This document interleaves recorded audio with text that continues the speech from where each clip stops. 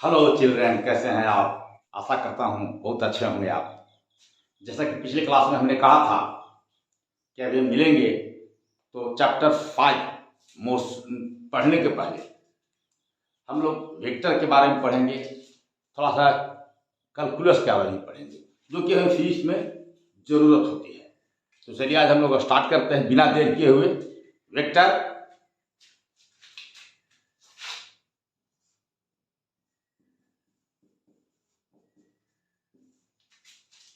देखिए, आपने 9th-10th में ही पढ़ा होगा कि फिजिक्स में दो ढंग की क्वांटिटी होती है। एक क्वांटिटी होता है उसको कहते हैं स्केलर क्वांटिटी, और दूसरा जो क्वांटिटी होता है उसको हम लोग कहते हैं वेक्टर क्वांटिटी। तो ये दो क्वांटिटी में अंतर क्या है? हम लोग डिफिनेशन में पढ़ते हैं कि scalar quantity has only magnitude whereas the vector quantity has magnitude as well as direction. तो अब हम लोग दो क्वांटिटी के बारे में जान गए हैं। कौन कौन? Scalar and vector quantity.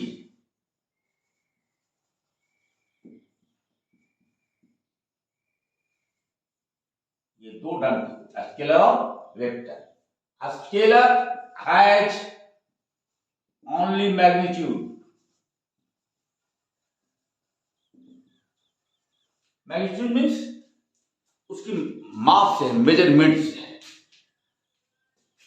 And vector has magnitude with direction. अभी तुरंत इसको क्लियर हम लोग करेंगे कि इसका मतलब क्या हुआ कि विद डायरेक्शन हम लोग कह रहे हैं। देखिए, आप बोलते हैं 5 मीटर, या आपका मैग्नीट्यूड है 5 मीटर, लेकिन अगर आप कहते हैं कि 5 मीटर पूरब, तो आप डायरेक्शन के बारे में बता रहे हैं। किसी जगह से 5 मीटर पूरब, जैसे मैं यहां खड़ा हूं और यहां से हम कहें कि 5 मीटर पूरब जाए, तो इसका मतलब कि हम डायरेक्शन की बात वहां कर रहे हैं। लेकिन केवल सिर्फ 5 मीटर कह रहे हैं, तो 5 मीटर क्या? ऊपर नीचे दाएं बाएं लंबा चौड़ा क्या चीज? ये आपको आगे चल रहा है इस तरफ में, यहां से आप शुरू कर रहे हैं और यहां से आप इस डायरेक्शन में जा रहे हैं। कितना? 4 किलोमीटर। दूसरा जो है, एक जा रहा है इस तरफ में 3 किलोमीटर, तो ये किधर हो गया? Towards north and towards east. अब हम लोग कॉल करें थोड़ा सा कोऑर्डिनेट ज्योमेट्री। आपको याद होगा कोऑर्डिनेट ज्योमेट्री कुछ ऐसा ही होता था कि इस तरफ हम लोग एक्स लेते थे और इस तरफ हम लोग वाई लेते थे। जो हमने नॉर्थ डायरेक्शन कहा, वास्तव में ये वाई है, और ये जो हमारा ईस्ट जो हम कह रहे हैं वास्तव में हमारा एक्स है। तो अब इसका अगर हम कहें कि दो वेक्टर्स हैं हमारे, क्या? 4 किलोमीटर टुवर्ड्स ईस्ट हमको कहना पड़ेगा, 4 kilometre towards east and 3 kilometre towards north. बस यही अंतर है मैग्नीट्यूड में। जहां कहीं डायरेक्शन की बात होने लगती है तो बस इसका मतलब है कि वह वेक्टर क्वांटिटी है। और इसका अगर रिजल्टेंट हम लोग खोजेंगे तो आप जानते हैं कि इसका रिजल्टेंट कितना होगा? एक्स वाई कोऑर्डिनेट से कितना होगा जी? बोलिए बच्चों। ये ट्रायंगल हो जाएगा, राइट एंगल ट्रायंगल, ये एंगल 90 डिग्री होगा, तो ये वाला कितना होगा? इसको हम लोग पी अगर कह दें तो OP इज इक्वल टू कितना? 4 square plus 3 square under root, that is 5। So this will be 5 kilometre. और ये कुछ एंगल बना के जिस एंगल को हम लोग निकाल सकते हैं। This angle will be tan theta, that is tan theta 3/4।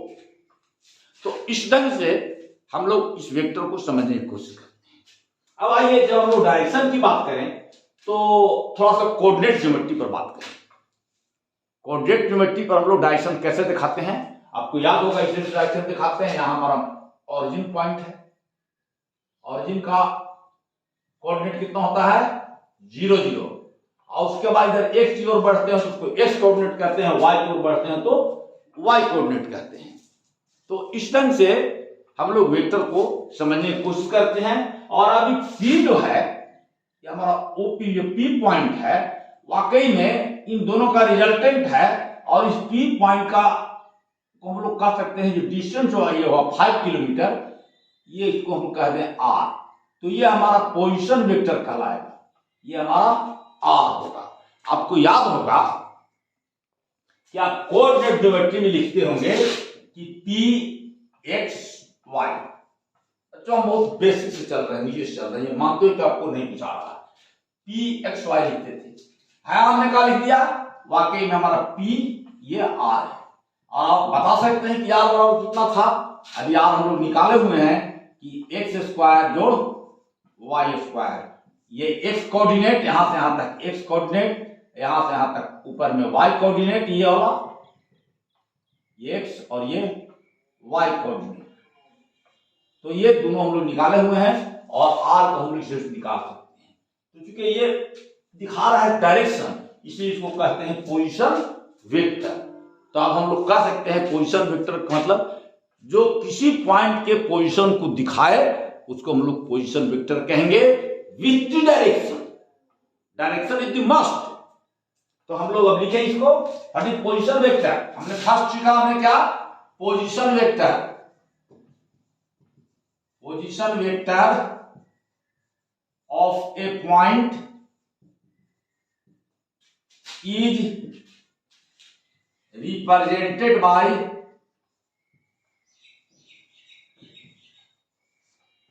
R। Okay, थोड़ा सा पोजीशन वेक्टर को और समझने की कोशिश करते हैं। अगर कोई चीज यहां पर ऐसा है, देखिए तो ऐसा कोऑर्डिनेट, अब हम लोग कोऑर्डिनेट से ही बात करेंगे। हमारा ये एक्स एक्सिस है, हमारा ये ओरिजिन है, ये हमारा वाई एक्सिस है। हमारा एक पॉइंट P1 यहां है, इसका हम पोजीशन वेक्टर R1 कहते हैं। ये हमारा दूसरा पॉइंट हमारा यहां पर P2 हो जाए, इसका पोजीशन वेक्टर हम R2 कहते हैं। तो अब हम लोग यहां से ओरिजिन से इसको मिला दीजिए। ये देखिए एरो हेड लगाते हैं दिखाने के लिए, वेक्टर को दिखाने के लिए हमेशा एरो हेड लगाते हैं।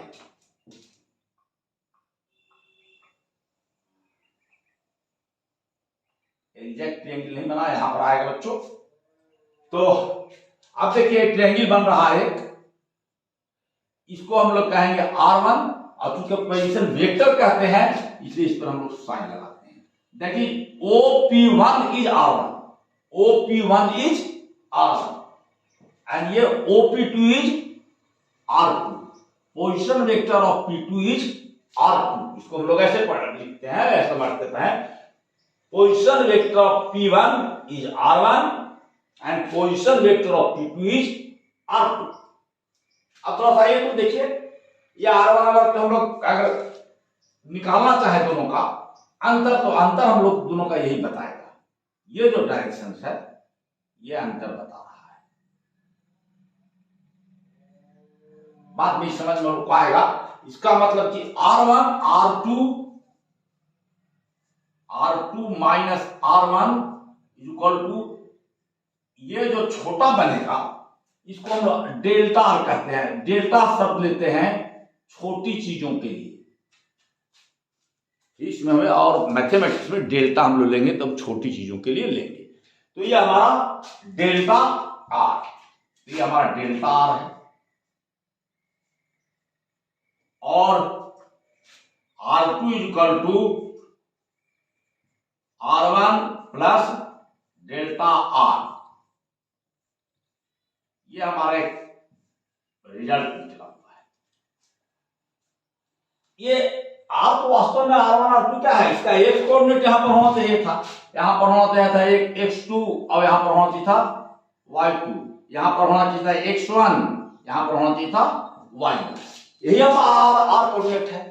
लेकिन जब डायरेक्शन दिखा रहा है, पोजीशन वेक्टर की बात कर रहे हैं, तो थोड़ा सा हम लोग और बात करेंगे आगे जाकर के, और आप बात करेंगे इन वेक्टर का, मतलब उस डायरेक्शन एक्स वाई की डायरेक्शन के अलोंग कोई वेक्टर ऐसा होना चाहिए कि किसी भी क्वांटिटी को अगर उससे मल्टीप्लाई कर दें तो सीधा डायरेक्शन को बताने लगे। बोर्ड को हम लोग साफ करते हैं।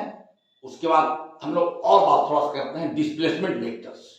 ये पोजीशन वेक्टर्स है, तो ये जो हमारा डेल्टा जो इस delta R is called displacement vector.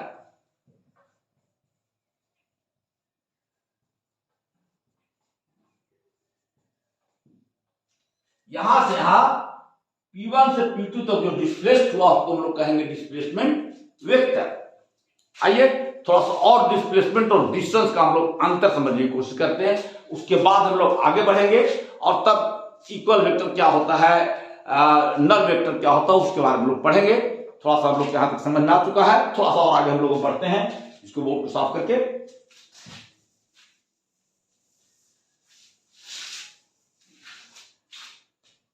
देखिए डिस्टेंस में क्या होता है, कोई चीज अगर P1 से P1 ए पॉइंट था जिसको हमने पोजीशन वेक्टर कहा था इस ढंग से, लेकिन ये हम लोग चर्चा नहीं करेंगे।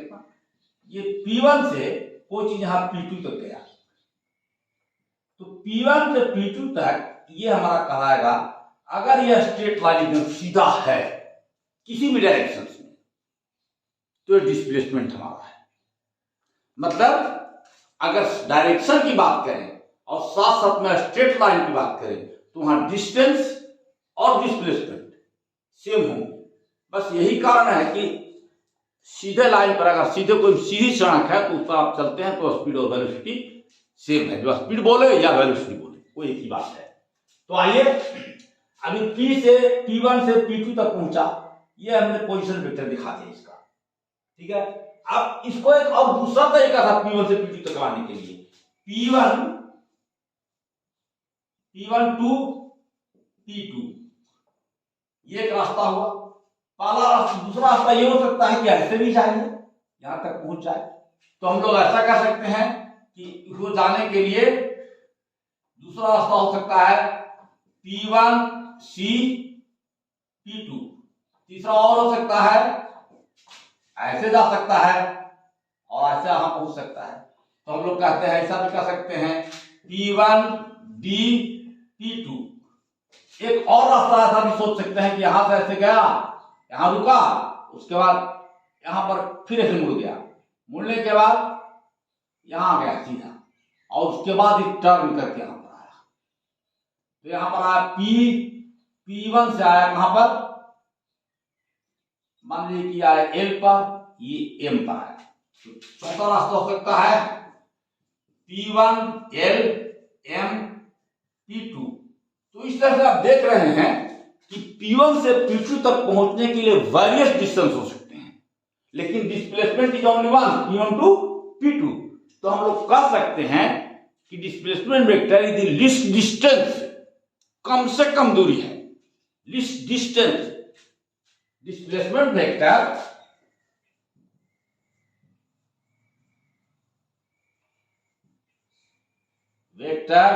is least distance with direction। Direction बात हमेशा करेंगे क्योंकि वेक्टर की बात हम लोग कर रहे हैं। तो ये हुआ। अब हम लोग आइए चलिए देखते हैं कि इक्वल वेक्टर क्या होता है। इक्वल वेक्टर मतलब if the two vectors having same magnitude and same directions, then we say that the vector are equal। तो आइए उसको हम लोग लिख देते हैं डिफिनेशन। हम लोगों ने सीखा क्या, पहला पोजीशन वेक्टर,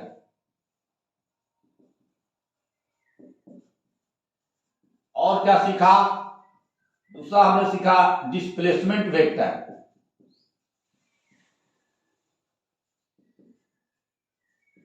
इसको लिख देते हैं आर से रिप्रेजेंट करते हैं और इसको डेल्टा आर से। और तीसरा सीखने हम लोग जा रहे हैं, और तीसरा हम सीखने जा रहे हैं इक्वल वेक्टर। इक्वल वेक्टर, तो इक्वल वेक्टर क्या होते हैं,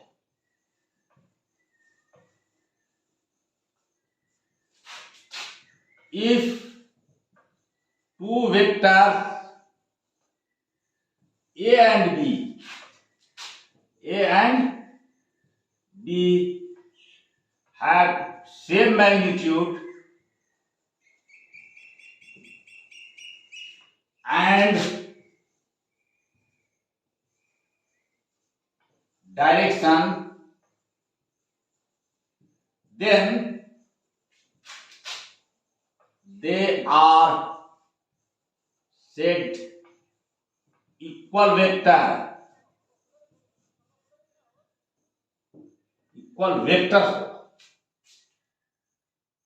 इसका मतलब क्या है कि देखिए जैसे आप ए अगर है ये, अब हम लोग वेक्टर का एक नाम से लेंगे, एक ही से नाम ले लेंगे। ए मतलब यहां से यहां तक, इसका मतलब क्या होगा, यहां से यहां तक। हमारा ये वेक्टर हमारा ए है, और एक दूसरा वेक्टर है जो हमारा ऐसे है, वी है।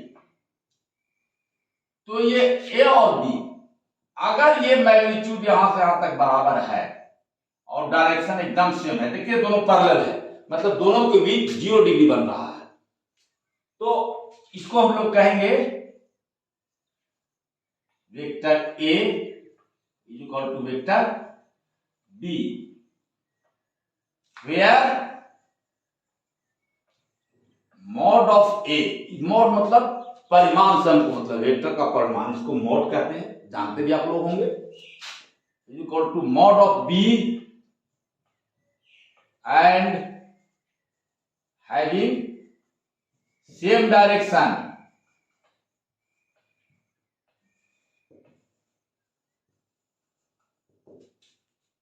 ये सेम डायरेक्शन हम लोग चल रहे हैं। थोड़ा अगर अनइक्वल होगा तो क्या होगा, देखिए तो एक हम बनाते हैं उससे पूछते हैं। एक ऐसा है, ये हमारा है, यहां से यहां तक हमारा ए है, वेक्टर हमारा ए है, और एक वेक्टर हम ऐसे बनाए हुए हैं, देखिए दोनों का ये नाप जो है एकदम बराबर है, एग्जैक्ट है। क्या ए इक्वल टू बी होगा?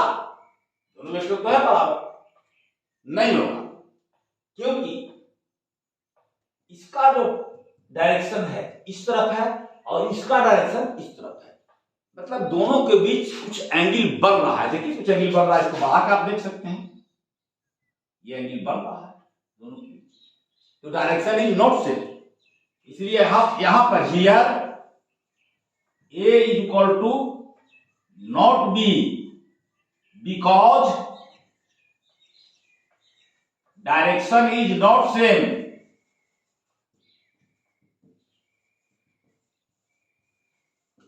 तो ये हो गया।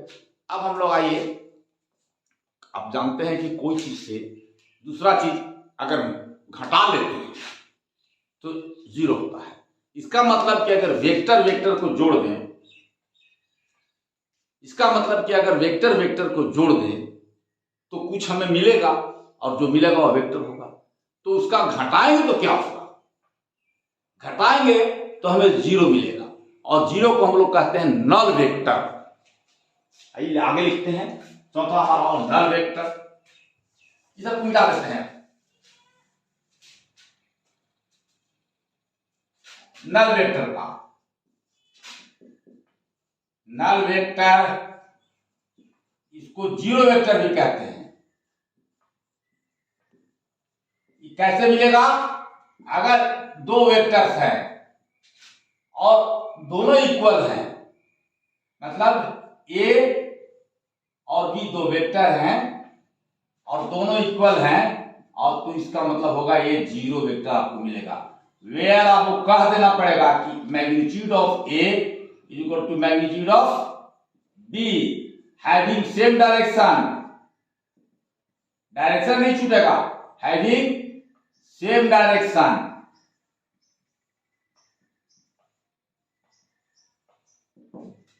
यहां पर सीधे कर सकते हैं, जब दोनों बार का मैग्नीट्यूड बराबर है तो vector A minus vector A equal to 0।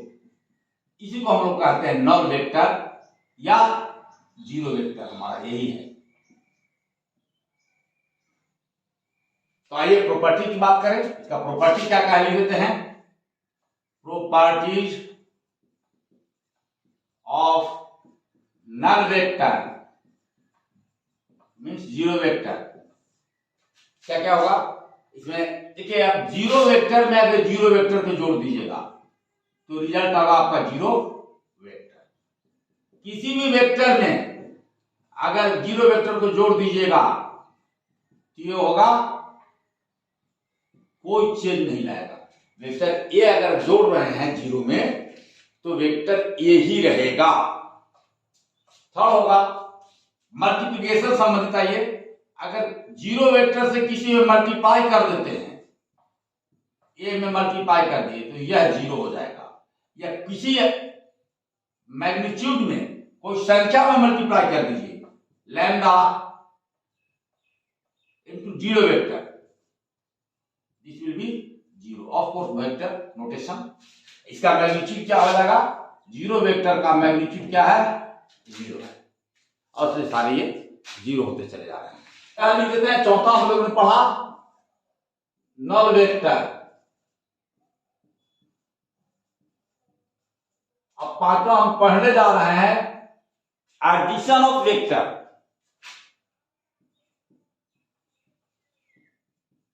Addition of vector, vectors लिखते। चलिए इसके लिए हम बोर्ड साफ करके आगे बढ़ते हैं। तुरंत वेक्टर हमारा जो है, एक ए हमारा इस डायरेक्शन में वेक्टर हमारा है ए, और एक दूसरा वेक्टर है जो हमारा इस डायरेक्शन में है, ये हमारा है बी। जब इन दोनों को जोड़ना होगा, वेक्टर को हम लोग यहां पर लिख देते हैं ए, और ये हमारा है बी।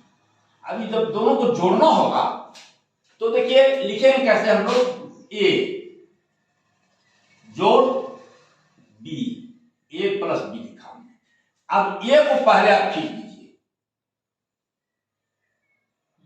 ए को आप पहले हम खींच लें, ये हमने खींच लिया, ये हमारा ए हो गया, और यहां हेड लगा दिया, डायरेक्शन को बता रहा। अब बी जोड़ना है तो बी को जो टेल है ए के हेड पर रखिए। जैसे हम लोग जब हाथ जोड़ते हैं तो एक का बाएं हाथ सीधा खड़ा हो तो एक का बाएं हाथ दूसरे के दाहिने हाथ में जाएगा, वैसे ही इसका हेड जो है बी के टेल में जाएगा। तो बी का टेल को हम ऐसे जोड़ दीजिए।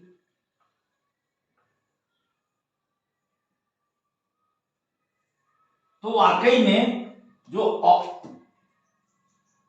ये आपका जो रिजल्टेंट होगा, कोई वेक्टर जो रिजल्टेंट वेक्टर होगा, ये आपको दिखाएगा यह आपका रिजल्टेंट वेक्टर है। लाल से दिखा दे रहे हैं, यह आपको रिजल्टेंट वेक्टर है।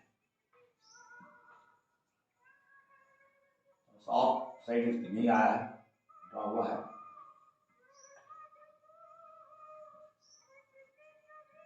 इसको हम लोग लाल से रिजल्टेंट भी दिखाए हुए हैं, तो ये हमारा वाकई में रिजल्टेंट वेक्टर है। इसको हम लोग कह सकते हैं कि R is equal to vector A plus vector B. R is equal to, this is resultant of A plus B. देखिए तो यह हमारा एक ट्रायंगल बन रहा है। तो ट्रायंगल, एक इसको हम लोग ट्रायंगल लॉ ऑफ एडिशन भी कहते हैं, ट्रायंगल लॉ ऑफ एडिशन। या फिर एक और इसको दूसरे ढंग से आप सोच सकते हैं, इसको आप एक पैरेललोग्राम बनाइए।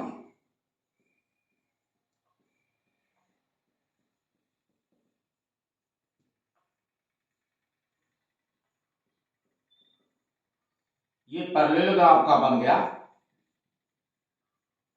अगर ये O है, P Q R, तो O P Q R एक पैरेललोग्राम बन गया।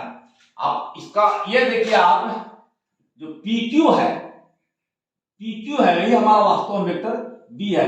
PQ जो है यही हमारा वेक्टर B है। और ये ठीक अगर बात करें तो ये पैरेलल है RO, ये क्या है, या OR, ये जो है वाकई में OR है। तो अब हमारे पास दो लॉ है। अगर एक वेक्टर A है हमारा और इस पर दूसरा वेक्टर हम B जोड़ देते हैं तो रिजल्टेंट हो जाएगा यहां से लेकर के यहां। मतलब पहले वेक्टर के टेल से इसका टेल लेंगे और B का क्या लेंगे, हेड, ये होगा टेल टू हेड होगा क्या, रिजल्टेंट, टेल टू हेड हो जाएगा रिजल्टेंट, ये हमारा दिखा रहा है resultant R is equal to vector A plus vector B. इसको कहते हैं triangle law of addition, law of addition. और ये अगर ऐसे हम कर दें कि नहीं वेक्टर हम ए को लिया ऐसे, दूसरा वेक्टर आपका ए बी है, आपका ए आपका वेक्टर बी है, और आप इसको सीधा वहां नहीं रख के इसके हेड पर नहीं रख के इसके टेल पर ही रख दिए, देखिए क्या होता है। जब टेल पर रखिए तो दोनों के बीच कुछ एंगल बनेगा, वहां भी एंगल बन रहा है दोनों, देखिए सेम एंगल जो है यही एंगल यहां पर बन रहा है, क्योंकि this is the external angle और ये क्या है, इंटरनल एंगल है। O R and P Q R parallel, तो हमने इसको टिप्स को जोड़ दिया, ए का और बी का, दोनों का हम जो टेल है उसको हमने जोड़ा, और जोड़ने के बाद आपका रिजल्टेंट देखिए क्या होता है। इसको रिजल्टेंट को हम दिखाते हैं डॉटेड लाइन पर, इसका आप एक पैरेललोग्राम पूरा कर दें। अगर हम इसका टिप्स नहीं जोड़ते, अगर ये तो हमारा बी इधर होता, और वैसी स्थिति में ट्रायंगल लॉ ऑफ एडिशन से, वेक्टर एडिशन से हमारा रिजल्टेंट यह होता,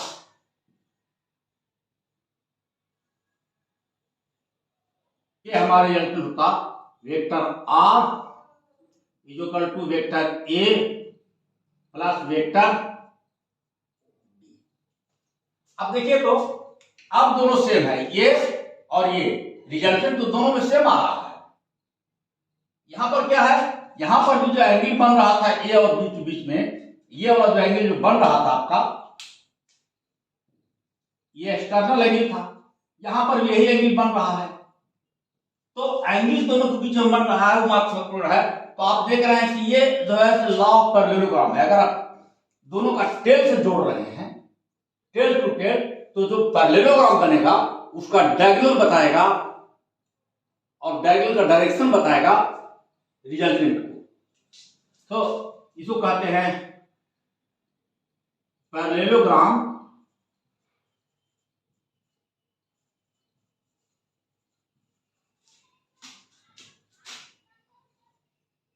at law of addition of vector. तो हम लोग दो ला जाने और दोनों के लिए सेम चीज ला है। अब थोड़ा सा हम आए कि अगर पैरेललोग्राम ला, ये इस ला से हम लोग किसी वेक्टर का रिजल्टेंट कैसे निकालते हैं, इसको थोड़ा हम लोग देखें। ये तो हम लोग लिख दिया, लेकिन ये हमको इसको हम दिखाई कैसे पड़ेगा, हमको तो मैग्नीट्यूड जब तक नहीं मिलेगा तो दिखाई नहीं पड़ेगा कि क्या चीज है। तो थोड़ा सा आइए हम लोग को ट्राई करते हैं, कोशिश करते हैं निकालने के लिए। देखिए पैरेललोग्राम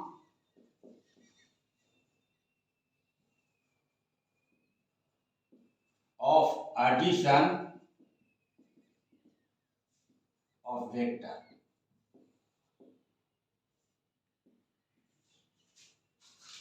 ए और बी वेक्टर हमारा है, ये ए है और ये हमारा बी है। इसका रिजल्टेंट हमसे पूछा जा रहा है,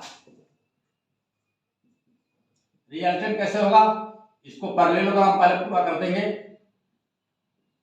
और जो डायगोनल होगा, अभी हम लोगों को जाना है कि जो डायगोनल होगा वही रिजल्टेंट होगा।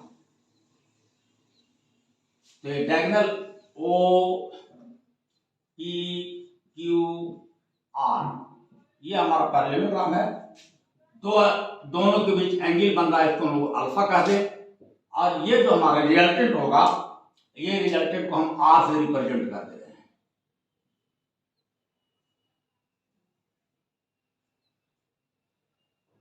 ये आर, यही हमारा वेक्टर आर है, that is vector A plus vector B. आज इसको क्या कीजिए कि इसको थोड़ा सा एक्सटेंड करते हैं हम लोग। आप जानते भी होंगे, इससे पहले साथ किए भी हों, देखिए। और इसको हम ए में रख देते हैं, यहाँ पर ये 90 डिग्री बन रहा है। ये अगर ये अल्फा है तो ये एंगल भी अल्फा होगा, एक्सटर्नल एंगल। और ये अगर ओ से आर तक और आर अब हो गया, पी क्यू यहां पर एस लिख दिए, आर 2 हो रहा था। अब ओ एस जो है बी को रिप्रेजेंट कर रहा है, तो पी क्यू भी हमारा इसका मतलब बी को रिप्रेजेंट कर रहा है। तो ये मैग्नीट्यूड जो होगा इसका, और डायरेक्शन सेम है, तो वाकई में ही हमारा बी है। अगर ये बी है तो ये क्या बता रहा है, ये बताएगा पीएम हो जाएगा आपका, मतलब पीएम बराबर मैग्नीट्यूड से मतलब है। कर दीजिए आप क्या था, तो इसको लिख देंगे बी कॉस अल्फा, और क्यूएम जो है इसका मैग्नीट्यूड हो जाएगा magnitude of B sine alpha. अब आप ओ क्यू निकाल सकते हैं। ओ क्यू क्या है, ओ क्यू इसका मैग्नीट्यूड कैसे निकालेंगे, इस समूचा ट्रायंगल में देखिए ओ एम क्यू ट्रायंगल में ओ एम बेस और क्यू एम हमारा है परपेंडिकुलर, तो परपेंडिकुलर स्क्वायर मतलब बी साइन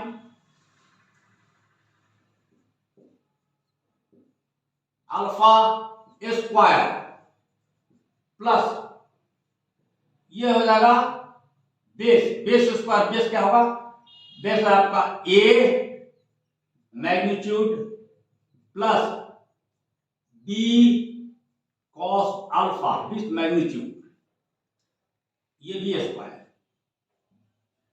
का अंडर, थोड़ा सा ऐसे मान लीजिए ये अंडर। अब ये आइए, अब इसको तोड़ दीजिए। अब तोड़िएगा तो आएगा बी स्क्वायर मैग्नीट्यूड को कर रहे हैं तो सिंपली हो जाएगा ये B square. B square means इसका मैग्नीट्यूड को हम लोग कहेंगे बी स्क्वायर, मैग्नीट्यूड का स्क्वायर प्लस बी स्क्वायर होगा, और यहां से आएगा तो हो जाएगा ए स्क्वायर, और ये जो होगा ये तो ये क्या हो जाएगा, ये हो जाना चाहिए plus 2a magnitude b magnitude cos alpha. और ये मैग्नीट्यूड को अगर हम a से दिखावें सिर्फ कि मैग्नीट्यूड a है, इसको हम a कह दें, या b है उसको हम b कह दें सिंपली, तो ये हम लिख सकते हैं a square plus B square plus 2ab cos alpha. This is the relation. ये एक रिलेशन आ गया रिजल्टेंट वेक्टर का, रिजल्टेंट वेक्टर का मोड है, ये आपको आ गया। ये कैसा आएगा, इसको तोड़ेंगे तो होगा A square plus B square plus 2ab cos square alpha, और A B square cos square alpha भी होगा, B square cos alpha plus B square sin square alpha जुटेगा, मात्र मिलेगा B square, because sin square alpha plus cos square alpha equal to 1। तो इस तरह से हम लोग इसका निकालते हैं, रिजल्टेंट भी निकाल लेते हैं। यह आप जानते हो, इसलिए हम आपको सिर्फ एक बार रिमाइंड करा रहे थे। एक चीज और बच गया इसका कि डायरेक्शन का हम लोग बात कर रहे हैं कि डायरेक्शन भी होना चाहिए। तो डायरेक्शन के लिए मान लीजिए कि एंगल थीटा बन रहा है, ये एंगल जो है रिजल्टेंट थीटा बना रहा है किससे, ए से, तो tan थीटा का वैल्यू क्या होगा, tan theta equal to QM magnitude upon OM magnitude. QM वाकई में है magnitude of B sin theta, sorry this is QM sin alpha and this is A magnitude plus B cos alpha. इस cos alpha दोनों तरफ ऊपर नीचे divide कर दीजिए तो आ जाएगा B tan अल्फा, और ये बचेगा कितना 1 अपॉन B cos अल्फा है तो ये हो जाएगा divided by cos alpha plus B, cos alpha by cos alpha cancel. अगर बी से भी डिफाइन कर देंगे इसमें तो साथ में बी भी लगा दें तो ये आ जाएगा। पहले इसको आप कर लेते हैं हम लोग, बी टेन अल्फा आइए हो जाएगा ए इंटू कॉस अल्फा का sec alpha plus vector B. इतना बराबर हम लोग भी सिंपली लिख देंगे, तो लिखेंगे हम लोग बी टेन अल्फा, तो ये हो जाएगा A sec alpha plus B. अगर बी से आप डिवाइड करते हैं तो आपको टेन थीटा इक्वल टू आ जाएगा tan alpha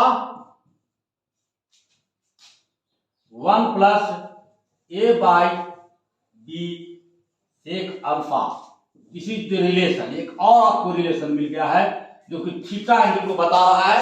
this is the resultant directions with the directions of A से इसका रिजल्टेंट का क्या डायरेक्शन है ये बता रहा है हमको। तो इस तरह से हम लोग इसका निकाल लेते हैं। अब हम लोग थोड़ा सा चले कि वेक्टर जो कौन कौन लॉ को फॉलो करते हैं, क्या ये कम्यूटेटिव लॉ को फॉलो करते हैं, एसोसिएटिव लॉ को फॉलो करते हैं, तो इसको हम लोग देखना होगा। कम्यूटेटिव को देखते हैं।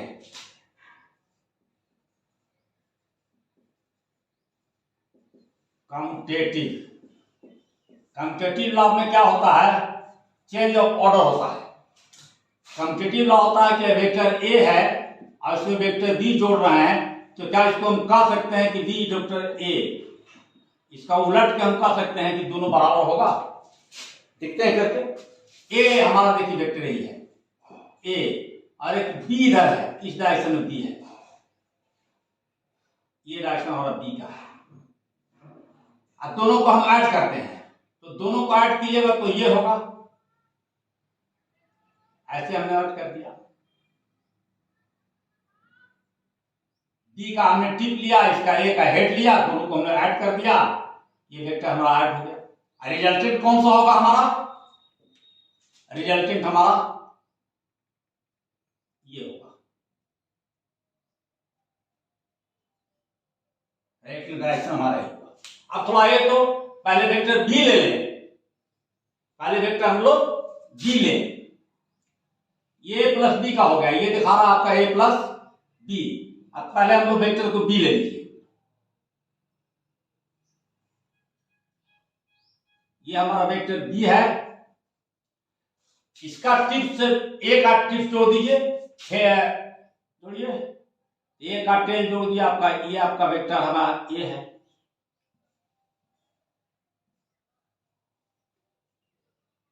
वेक्टर हमारा ये है, थोड़ा सा बराबर होना चाहिए, ये है। इसका रिजल्टेंट क्या होगा, बी से जोड़ रहे हैं तो बी का हम टेल लेंगे और जहां लास्ट कर रहा हूं उसका हेड ले लेंगे, तो इसका रिजल्टेंट क्या हो जाएगा, ये हो जाएगा। यहां पर रिजल्टेंट आप देख रहे हैं R equal to A plus B है, और यहां पर आप देख रहे हैं कि आर इक्वल टू रिजल्टेंट जो है बी प्लस ए है, और दोनों सेम है क्योंकि डायरेक्शन दोनों का सेम हो रहा है और मैग्नीट्यूड तो सेम होना ही है।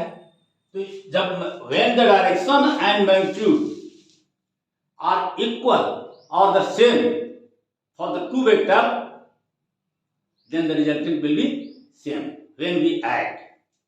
तो ये हम जब लोग जोड़ रहे हैं तो इसका मतलब है, ये देखिए आपका ये है, आपका ये हुआ, तो ये इसका मतलब लॉ को फॉलो कर रहा है, कम्यूटेटिव लॉ को फॉलो कर रहा है, मान रहा है। थोड़ा देखते हैं second associative law. Associative law में क्या होता है उसको भी हम लोग बात करते हैं, देखते हैं।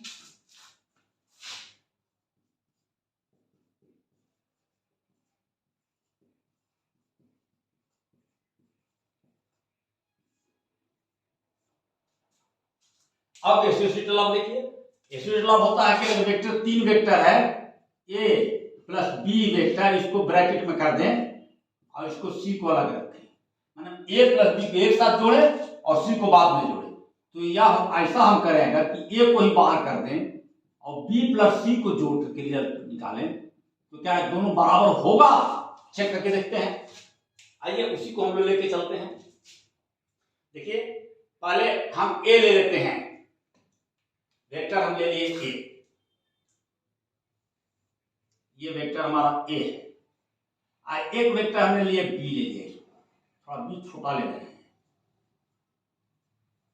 इसका रिजल्टेंट कौन सा होगा, इसका रिजल्टेंट यही होगा ए का टेल और बी का हेड, ये आपका रिजल्टेंट है। ए प्लस बी दिखाई पड़ रहा है, एक साथ जोड़ दिए। अब इसमें हम सी वेक्टर जोड़ना चाह रहे हैं, तो एक वेक्टर हम सी जोड़ दो, कोई डायरेक्शन जोड़िए उसको एंटर नहीं पड़ता है, ठीक है। हम यहां पर एक सी वेक्टर जोड़ रहे हैं, यहां पर इसे हम सी वेक्टर जोड़ते हैं, इतना छोटा सा वेक्टर हम सी जोड़ रहे हैं, दिस इज सी। अब देखिए तो ए प्लस बी जो ब्रैकेट में है और सी का रिजल्टेंट कौन सा होना चाहिए, रिजल्टेंट फाइनल हमारा ये होना चाहिए, दोनों का ये रिजल्टेंट हो गया। तो वाकई में ये क्या बता रहा है, ये बता रहा है ए प्लस बी ब्रैकेट में प्लस सी, ये बता रहा है, ये आपका रिजल्टेंट है, ये आपका रिजल्टेंट आर है।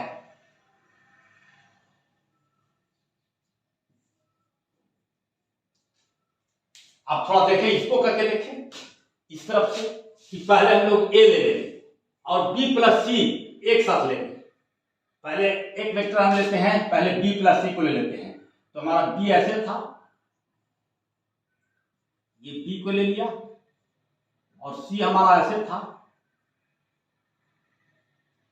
ये हम सी के ले लिया। ये दोनों को हम जब एडअप करेंगे बी और सी को, तो इसका रिजल्टेंट हमको ये दिखाई पड़ना चाहिए, ये रिजल्टेंट हमारा, ये रिजल्टेंट है बी प्लस सी का, बी प्लस सी, और इसमें अब हम ए जोड़ देते हैं, तो हमारा ए ही था, यहां से आके ए जोड़ देते हैं, यहां पर ये हमारा ए हो गया। अब ए जोड़ बी प्लस सी हो गया, ए जोड़ बी प्लस सी का रिजल्टेंट हमारा ये आया। देखिए दोनों का डायरेक्शन सेम है, ये आपका बता रहा है ए जोड़ B plus C and this is R, ये रिजल्टेंट है, ये आपको इस चीज दिखा रहा है, इस चीज। तो इसका मतलब क्या है कि एसोसिएटिव लॉ को भी फॉलो करता है, addition of vector commutative law को फॉलो करता है, साथ साथ में एसोसिएटिव लॉ को भी फॉलो करता है। तो हमने एडिशन ऑफ वेक्टर में जाना कि ये दोनों जो है कम्यूटेटिव लॉ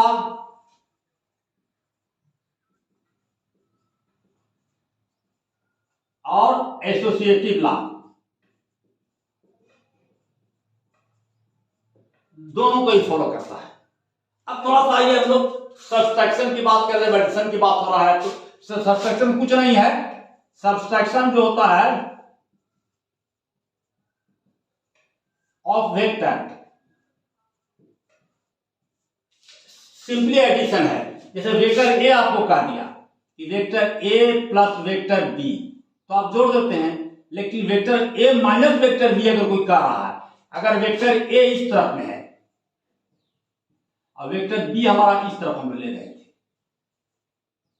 अब घटाना रहेगा तो आप क्या कीजिएगा कि बी का डायरेक्शन को सिर्फ चेंज कर दीजिए, इसका डायरेक्शन को चेंज कर दें, तो ए माइनस बी जो होगा इस तरफ में आ जाएगा। देखिए डायरेक्शन चेंज करके इधर डॉटेड लाइन से दिखा रहे हैं, ऐसे आ जाएगा, ये हो जाएगा बी, और इसका रिजल्टेंट कहां होगा, इसका रिजल्टेंट होगा इस डायरेक्शन में, यही आर हो गया, R is equal to A minus B, A minus B. आप कहे sir R equal to A plus B कह सकते थे, कह सकते थे, लेकिन हमको ये ए प्लस बी इस डायरेक्शन में है, ए प्लस बी अगर कहना रहता तो ये ऐसे हो जाता। देखिए ए अगर ए प्लस बी अगर कहना होता तो ये हमारा ए रहता और ये हमारा बी रहता, और इसका रिजल्टेंट इस डायरेक्शन में होगा।